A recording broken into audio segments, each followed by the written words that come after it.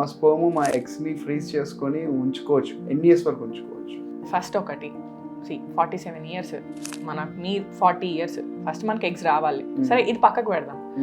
మీరు ఒక young couple అనుకోండి, ఎర్లీ 20s ఎర్లీ 30s మనం ప్రెగ్నెన్సీ ప్లాన్ చేసుకున్నాము, కానీ ఇప్పుడు వద్దు, మాకు వద్దు, మేము ఫ్రీజింగ్ చేసుకోవాలనుకుంటున్నాం అనుకోండి. మీరు ఒక 10 ఇయర్స్ 15 ఇయర్స్ వరకు ఎంబ్రియోస్ని క్రయో ఫ్రీజింగ్ చేసుకోవచ్చు.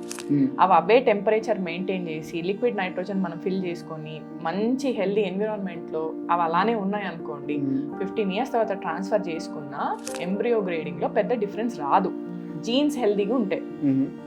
కానీ మీ ఏజ్ ఎప్పుడు ఎంత అయిపోద్ది చెప్పండి? మీరు సపోజ్ 20 ఇయర్స్కి మనము ఎంబ్రియోస్ని మనం తీసాం, ఫ్రీజింగ్ చేసాం, బాగానే ఉంటాయి, ఎంబ్రియోస్కి ఏం కాదు.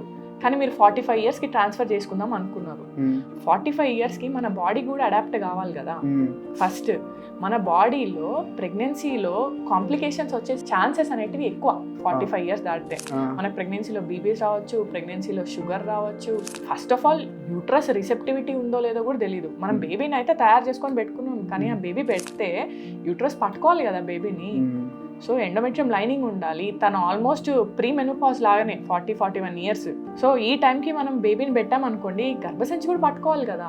అది పట్టుకుంటే ప్రెగ్నెన్సీ వస్తుంది.